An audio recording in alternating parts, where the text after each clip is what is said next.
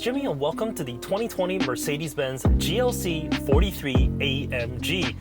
But before I say anything else, let's do a quick launch. Brake torque. Okay. Ooh, that's fast. Let's take a listen from the outside.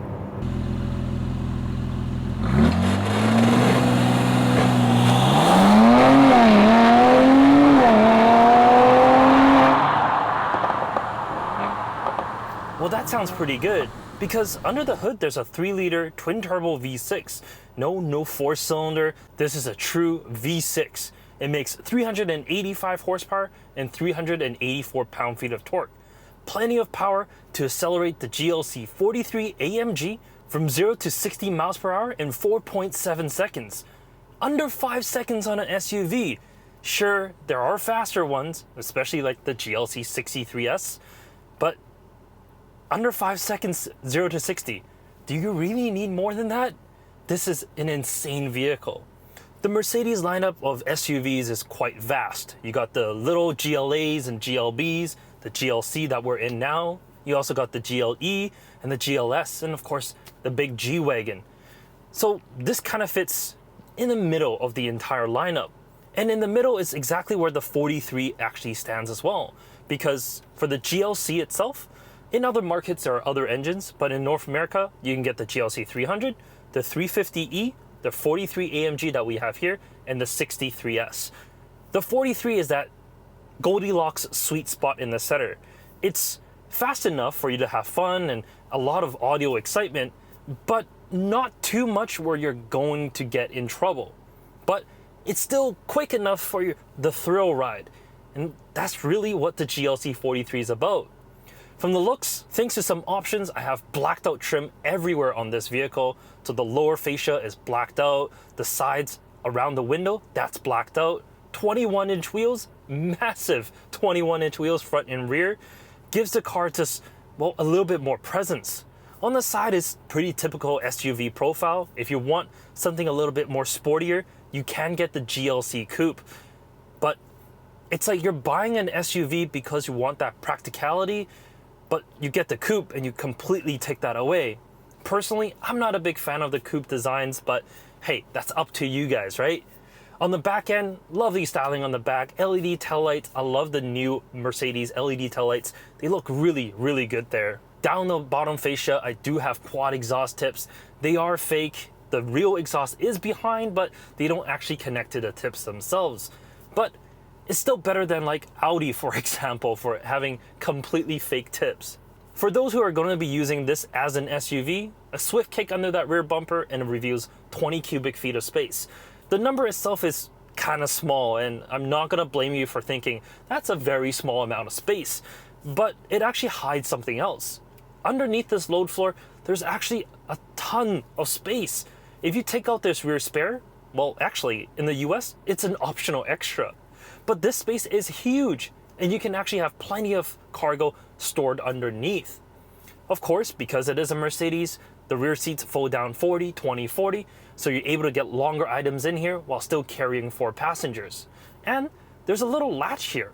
It actually makes the seat a little bit more upright, so you're able to store a little bit more in the back without compromising on passenger capacity. Speaking of those rear seats, they're relatively comfortable. No real complaints back here. I got plenty of headroom, legroom is good, and it's a good soft seat. If you pay a little bit extra, you can get curtains on the side, and you can also get rear heated seats. But if we're talking about the good seats, it's really here up front.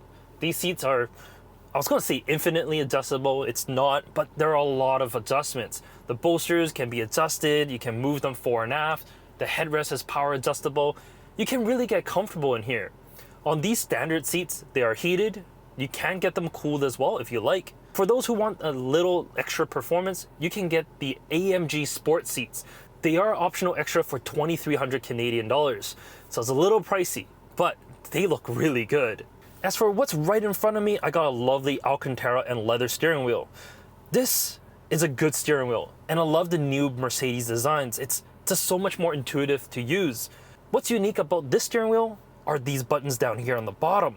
On the right, I have a mode dial. I'm able to switch from individual to sport comfort mode with ease by turn a button. Pressing on it goes right into individual. On the left-hand side, it kind of looks like just 2 buttons here, but there's actually 4. You're able to configure those little screens to adjust the vehicle settings, and you can then toggle it with the buttons beneath. And it's a really good system because if, for example, the ride's just a little bit softer, you want to stiffen it up, put it on sport mode. You don't want auto start stop, you can turn that off. You want a little bit more fun, turn traction control off. That's all adjustable right here. You don't have to dive into menus. Behind the steering wheel, I got a 12.3-inch cluster. It's great. Like a lot of Mercedes, there's a lot of adjustments back here. You're able to adjust how it looks, what you display. Personally, I like this layout.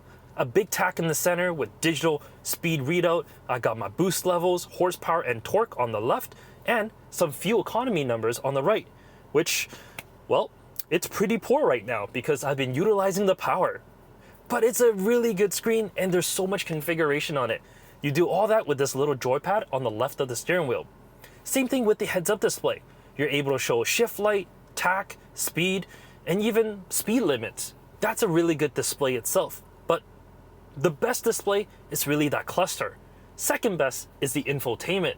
For 2020, they have updated the infotainment system. It's now using the MBUX system. So you're able to say, "Hey Mercedes, how may I help you?" Not right now. This screen is great. There's a lot of adjustments in here. There's Apple CarPlay, Android Auto, a very intuitive layout, but there's just a lot of menu items. I like how you can use touchscreen now, so you're able to dive into the menu a little bit easier. So you can use the touchscreen, the touchpad in the center console, or the touchpad on the steering wheel. But there's just a lot of different settings in here, and it can get, well, a little bit scary when you're driving down the road and you want to mess around with that. Luckily, the climate control is all in a row right on the bottom. You're able to control everything that you need without diving into additional menus. That I definitely do like. And below that, we got our wireless charger and one of the 5 USB-C ports. Mercedes upgraded every single port in this vehicle to USB-C. There's 1 in here, 2 in the center console, and 2 for the rear passengers. So make sure you got adapters. They do provide you with one, but well, at least they're not too expensive off Amazon, so you can definitely get that there. All right, that's enough about the interior. Let's go for a quick drive. As well, yes, the GLC is about the interior because this is a very nice interior, but the driving is a very big aspect to it. First thing you're gonna notice is just how comfortable it actually is. In comfort mode, suspension soaks up a lot of the bumps and it's a very pleasant ride. But the 21-inch wheels that's on here, that does make it a little bit harsher. However, in terms of body control, when you put into Sport or Sport Plus mode, the suspension does firm up and you definitely feel it. It's a lot more agile than you think it would be. Steering is great as well, and the multi-link setup on the front and the rear suspension makes this a joy to drive. On the handling front, there's definitely something you will feel when driving the GLC 43. The all-wheel drive system, it actually does send quite a bit of power to the rear end.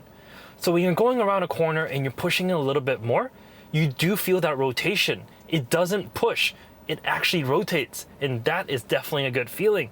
It feels more like a performance sedan or a wagon than an SUV would. Yes, the traction control does reel you back in when you start to do things a little too dumb, but overall, it keeps you safe and it still lets you have plenty of fun. Something I did notice while driving in comfort mode, it's, well, a little jerky.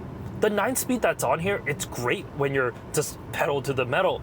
But when you're driving in comfort mode and you're just getting off from traffic, it can be a little jerky when you're taking off, especially that first to second gear shift. But I mean, you're buying a little bit of that performance car, so there's a little bit of that performance aspect. Leave it in sport, then you don't really have to worry as much. The good news is if you decide to drive this a little bit more sensibly, just a little bit, you can get decent fuel consumption. It's rated at 18 miles per gallon in the city and 24 on the highway. So it's not bad. Will you get those numbers? Well, that really depends on that right foot. Chances are, no, you won't reach that because there's just too much joy from that engine and too much just excitement from that noise. Speaking of sound, let's just hear it one more time.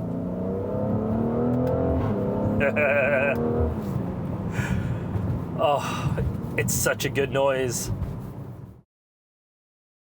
Overall, the GLC 43 AMG, it's that Goldilocks, right? It's right in the middle. It's not as powerful as the 63S, but it's not as, I was going to say dull, but the 300 isn't that dull. It's still a very good vehicle. The 43 gives you a little bit more excitement and a little bit more fun in a very good package. And this is that perfect middle ground SUV. If you're looking for something that's fun, exciting, that doesn't break the bank, this is definitely something to look into. The biggest competitor, X3, M40i, or the Macan itself. Something I do really like about the GLC is just the entry price point. You are able to get into the GLC 43 AMG at 64,000 Canadian dollars. So the entry price point isn't bad. But when you start to stack on options like this particular example, it gets pretty pricey. With everything that we have here, it comes out to 85,000 Canadian dollars. And that's a little much. It sure is. About 75,000 US. But if you're able to not check all those boxes, 65,000 Canadian dollars for performance SUV, that's definitely not bad. In any case, thank you so much for watching this video. Like the video if you do, subscribe if you want to see more. If you have any questions, drop them in the comment section down below. And we'll catch you next time. Take care.